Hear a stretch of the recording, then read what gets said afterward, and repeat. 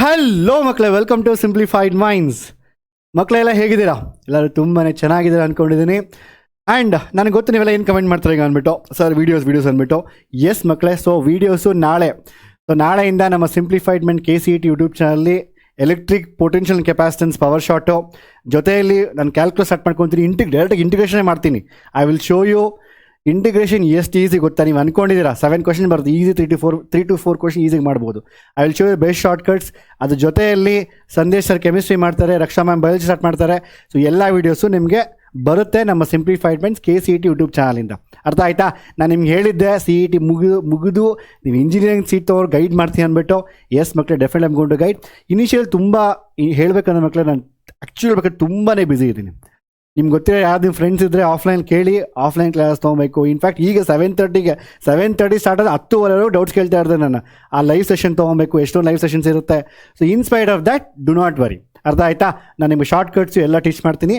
ಅದ್ರ ಜೊತೆಯಲ್ಲಿ ಆಲ್ರೆಡಿ ಯಾರ್ಯಾರು ಸಿಂಪ್ಲಿಫೈಡ್ ಮೈಂಡ್ಸ್ ಕೋರ್ಸ್ ತೊಗೊಂಡಿದ್ದೀರೋ ದಯವಿಟ್ಟು ಮಕ್ಕಳೇ, ನಾವು ಒಂದೇ ಒಂದು ರಿಕ್ವೆಸ್ಟ್ ಮಾಡ್ತೀನಿ ನಿಮ್ಮ ಹತ್ರ. C videos are getting uploaded. ಈಗ ಆಲ್ಮೋಸ್ಟ್ ಹೇಳಬೇಕಂದ್ರೆ ಈಗ ನಾನು ತೋರಿಸ್ತೀನಿ ನಿಮಗೆ. ಆಲ್ಮೋಸ್ಟ್ 120+ ಮಾರ್ಕ್ಸ್ ಆಲ್ರೆಡಿ ಅಪ್ಲೋಡ್ ಆಗಿದೆ ಸಿಂಪ್ಲಿಫೈಡ್ ಮೈಂಡ್ಸ್ KCET ಕೋರ್ಸಸಲ್ಲಿ. ಆ್ಯಂಡ್ ಬೇರೆ ವೀಡಿಯೋಸು ಬರ್ತಾ ಇದೆ. ನಾನು ನಿಮ್ಗೆ ಹೇಳಿದ್ದೀನಿ 15 ಅಷ್ಟಲ್ಲಿ ಕಂಪ್ಲೀಟ್ ಮಾಡ್ಕೊಡ್ತೀನಿ. ಆ 1 ಮಾರ್ಕಸ್ 2 ಮಾರ್ಕಸ್ ಸ್ವಲ್ಪ ಲೇಟಾಗಿ ಬರುತ್ತೆ. ಮೆಜಾರಿಟಿ ಪೋರ್ಷನ್ಸ್ ಆಲ್ರೆಡಿ ಅಪ್ಲೋಡ್ ಆಗ್ತಾ ಇದೆ. ಫಸ್ಟ್ ಅದನ್ನು ಮುಗಿಸಿ, ಅಲ್ಲೇ ಮೆಜಾರಿಟಿ ಚಾಪ್ಟರ್ಸ್ ಕಂಪ್ಲೀಟ್ ಆಗಿದೆ, ಮೆಜಾರಿಟಿ ಮಾರ್ಕ್ಸ್ ಕಂಪ್ಲೀಟ್ ಆಗಿದೆ, ಆಲ್ಮೋಸ್ಟ್ 120+. ಅದು ಬಿಟ್ಟು ಯಾವುದೋ ಒಂದು ಚಾಪ್ಟರ್ ಅಪ್ಲೋಡ್ ಆಗಿದೆ, ಅದನ್ನು ಕಾಲ್ ಮಾಡಿಬಿಟ್ಟು 20 ಸತಿ ಕಾಲ್ ಮಾಡ್ತೀರಲ್ರಲ್ಲೋ, ಏನೋ ಇದು 20 ಸತಿ ಕಾಲ್ ಮಾಡ್ತೀರಾ. Definitely don't worry, RP sir is there. ನಿಮ್ಗೆ ಎಲ್ಲ ಲೆಕ್ಚರ್ಸು ಬರುತ್ತೆ. ಆ್ಯಂಡ್ ನಾನೇ ರೆಕಾರ್ಡ್ ಮಾಡ್ತಾ ಇದ್ದೀನಿ ಅದಕ್ಕೋಸ್ಕರ. ಅರ್ಥ ಆಯಿತಾ? ಅದು ಬಿಟ್ಟು ಇನ್ನೂ ಯಾರು ಸಿಂಪ್ಲಿಫೈಡ್ ಮೈಂಡ್ಸ್ಗೆ ನೀವು, ನಾನು ಈಗಲೇ ಹೇಳ್ತಾ ಇದ್ದೀನಿ ಮಕ್ಕಳೇ, ನೀವು ಅಲ್ಲಿ ಇಲ್ಲಿ ಆಲ್ರೆಡಿ ಎಕ್ಸ್ಪೆರಿಮೆಂಟ್ ಮಾಡಿದ್ದೀರ, ಅಲ್ಲಿ ಇಲ್ಲಿ ಎಲ್ಲ ಹೋಗಿ. ಸೊ ಓಕೆ, ಎಷ್ಟೊಂದು ಜನ ನಮ್ಮ ಸಿಂಪ್ಲಿಫೈಡ್ ಮೈಂಡ್ಸ್ ಆಫ್ಲೈನಲ್ಲಿ everyone is already taken some other course, already pay ಮಾಡಿ ಆಮೇಲೆ ಇಲ್ಲಿ ಬಂದಿದ್ದಾರೆ. ಅದು they have paid 67,000 all for CET courses there. Anyway, so ನಾನು ಹೇಳಿದ ಇಷ್ಟೇ ಮಕ್ಕಳೇ. So last you have few days, ಒಂದು 20 ಡೇಸ್ ಉಳಿದಿದೆ. Just believe simplified minds, take the CET crash course. Simplified ಮೈಂಡ್ಸಲ್ಲಿ ಒಂದೇ ಒಂದು ಏನು ಹೇಳಿ, what people are saying that ನಿಮ್ಮ ಫ್ರೆಂಡ್ಸ್ ಅಂತ ಕೇಳಿ ನೋಡಿ. ಟೀಚಿಂಗ್ ನಂಬರ್ 1, ಕ್ವಾಲಿಟಿ ನಂಬರ್ 1, ಪ್ರತಿಯೊಂದು ಕ್ವಶನ್ಗೂ ಶಾರ್ಟ್ಕಟ್ಸು, ಟ್ರಿಕ್ಸು, ಆ ಎಂಟೈರ್ ಚಾಪ್ಟರ್ನ ಕನ್ಸೈಸ್ ಮಾಡಿ within 3 to 4 hours. Integration the only chapter I have taken 6 to 7 hours. ಅದು ಬಿಟ್ಟು ಎಲ್ಲ ಚಾಪ್ಟರ್ಸು 2-3 hours 4 hours ಮುಗಿಯುತ್ತೆ. Plus shortcuts. ನೀವು ಯಾರನ್ನೇ ಕೇಳಿ best. But only thing is ಇನ್ನೂ ವೀಡಿಯೋಸ್ ಅಪ್ಲೋಡ್ ಆಗ್ತಾ ಇದೆ. This is what every-one says. ಅರ್ಥ ಆಯ್ತಾ? So anyway, please join simplified minds. ನಿಮ್ಗೆ ಇಂಟ್ರೆಸ್ಟ್ ಇದ್ದರೆ ಜಾಯ್ನ್ ಆಗಿ, ಕಂಪ್ಲೀಟ್ ಗೈಡೆನ್ಸ್ ಬರುತ್ತೆ. And also don't forget to apply. ಎಷ್ಟೋ ಜನ ಮಕ್ಕಳು ನೋಡ್ತಾ ಇದ್ದೀವಿ, ಕೂಪನ್ ಕೋಡ್ ಇರುತ್ತೆ KCET 2026. ಬಿಫೋರ್ ಯಾವುದೋ ಒಂದು ಕೂಪನ್ ಕೋಡ್ ಇದ್ದು ಕ್ರಾಶ್ ಕೋರ್ಸ್ ಅಂತ, ಪಾಪ ಎಷ್ಟೊಂದು ಅಪ್ಲೈ ಮಾಡ್ತಾ ಇರಲಿಲ್ಲ. KCET 2026 ಅಂತ ಕೂಪನ್ ಕೋಡ್ ಇದೆ. This is valid till 31st. Apply ಮಾಡಿ, ಒಂದು 15% ಡಿಸ್ಕೌಂಟ್ ಯಾವುದೇ ಕೋರ್ಸ್ ತೊಗೊಂಡು ಬರುತ್ತೆ. ಆ್ಯಂಡ್ ಜಾಯ್ನ್ ಆಗಿ. ಅರ್ಥ ಆಯಿತಾ? ಆ್ಯಂಡ್ ಇನ್ನೊಂದು ಹೇಳ್ತೀನಿ, ಈಗ ನೋಡಿ ಮಕ್ಕಳೇ. ಸೊ ನೀವೆಲ್ಲ ಅಂದ್ಕೊಂಡಿದ್ದೀರಾ, ಫಸ್ಟ್ ಲೆಟ್ ಸೇ ಇವತ್ತಿಂದ ನಿಮ್ಗೆ ಎಷ್ಟು ದಿನ ಟೈಮ್ ಇದೆ ಆಲ್ಮೋಸ್ಟು. ಸೊ ಒಂದು ಇವತ್ತಿನ ಆ್ಯಕ್ಚುಲಿ 25 ಡೇಸ್ ಇದೆ.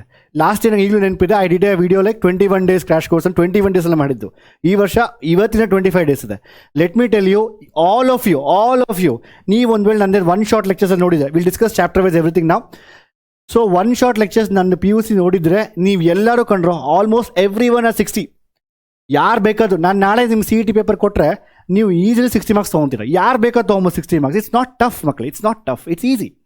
There are so many question, direct questions. What is Gauss law, charge ಬಗ್ಗೆ ಕ್ವಶನ್ ಕೇಳಿ. ನಾನು ಸಿಂಪಲ್ ಹೇಳ್ತಾ ಇದ್ದೀನಿ. For example, charge is inside, dipole is kept inside Gauss, what is the flux? Simple. ಈ ಥರ simple ಕ್ವಶನ್ಸ್ನ ಕೇಳ್ತಾರೆ. ಯಾರು ಬೇಕಾದರೂ 60 ಮಾರ್ಕ್ಸ್ ತೊಗೊಬೋದು. ನೀವು ಅಂದ್ಕೊಂಡಿದ್ದೀರ ಅಷ್ಟೇ. ಸೊ ನಾನು ಹೇಳೋದು ನೋಡಿ, you have to put effort, only additional 60 to get a 120. Extra ಒಂದು 60 ಮಾರ್ಕ್ಸ್ ನೀವು ಗೇನ್ ಮಾಡಬೇಕು. ಸಾರಿ, ನನಗೆ ತುಂಬಾ ಕೆಮ್ಮಿದೆ.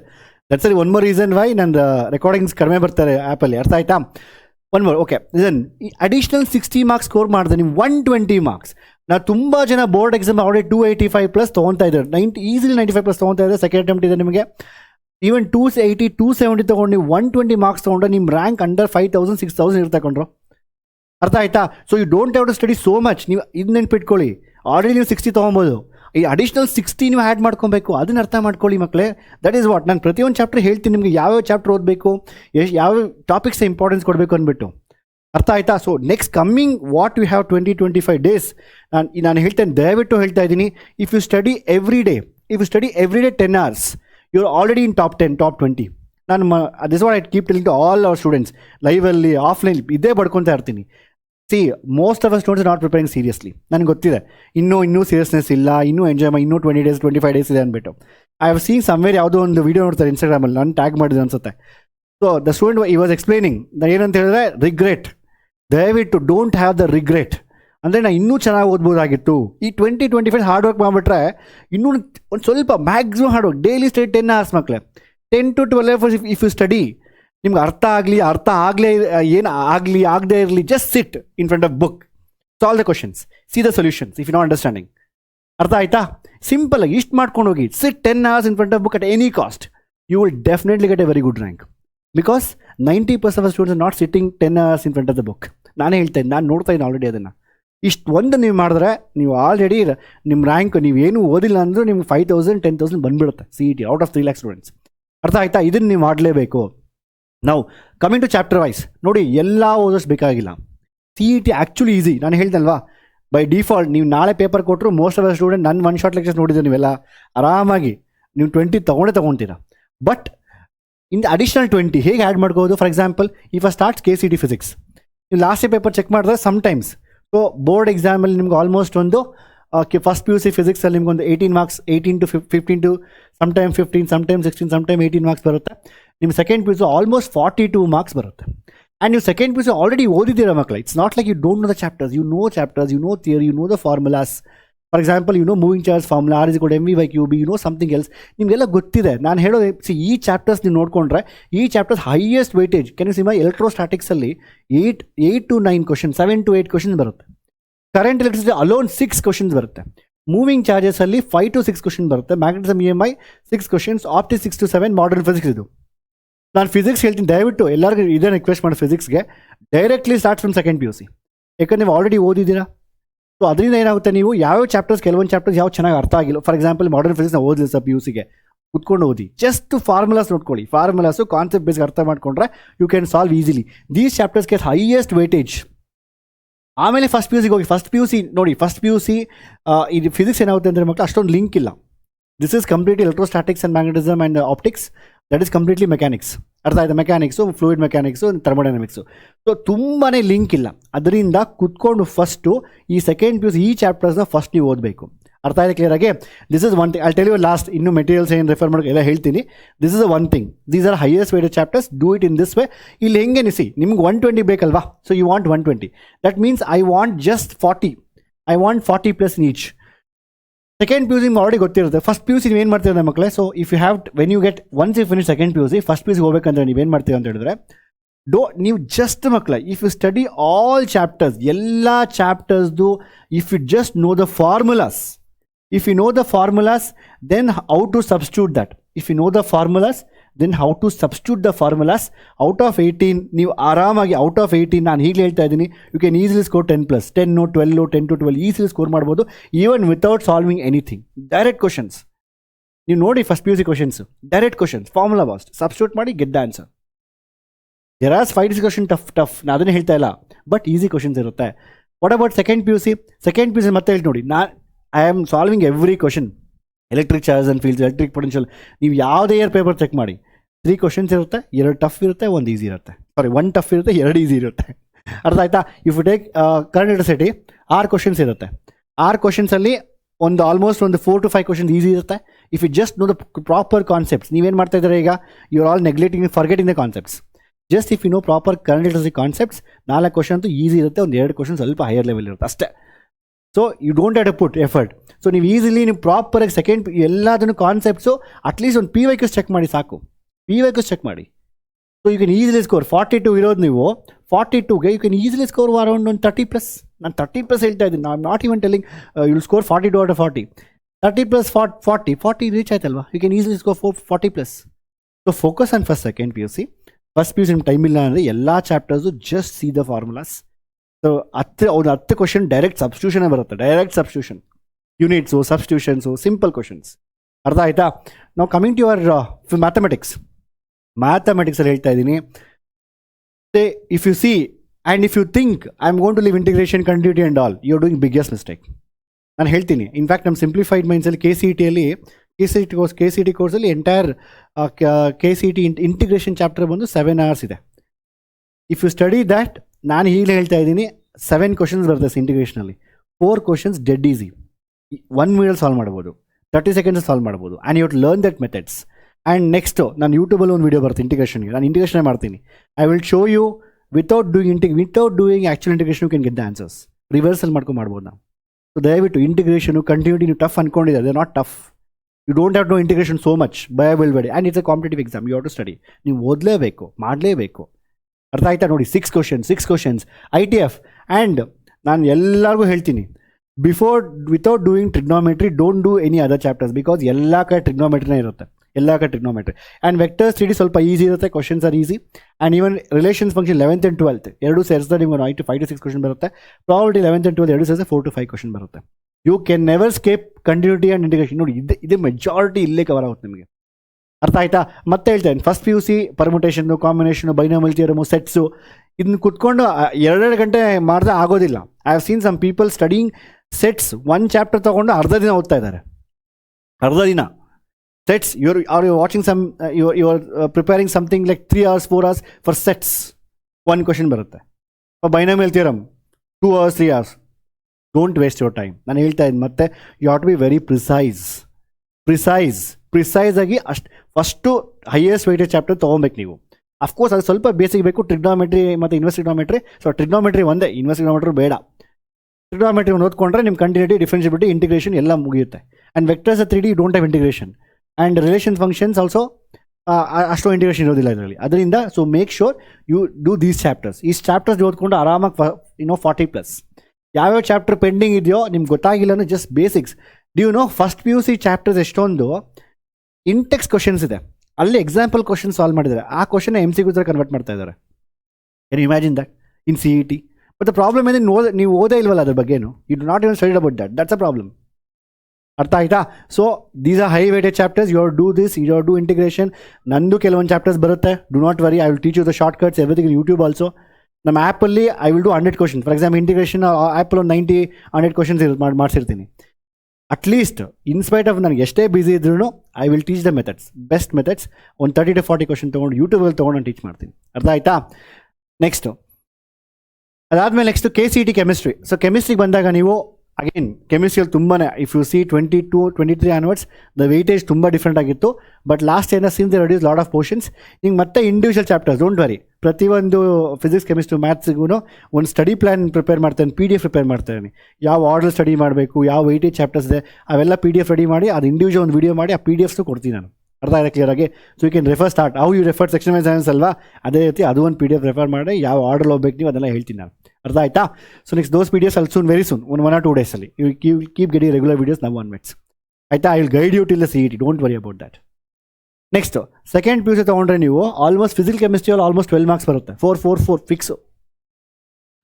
ಅದಾದಮೇಲೆ DNF ಬ್ಲಾಕ್ಸ್ ಕೋಆರ್ಡಿನೇಷನ್, ಅದರಲ್ಲಿ 12th organic chemistry. If you see almost 42 questions will 40. ಅಂದರೆ ಕೆಮಿಸ್ಟ್ರಿ ಏನಾಗುತ್ತೆ ಅಂದರೆ ಮಕ್ಕಳೇ, what I have seen is ನಿಮ್ಮದು ಫಸ್ಟ್ PUC ಜಾಸ್ತಿ ವೆಯ್ಟೇಜ್ ಇದೆ compare to maths and physics.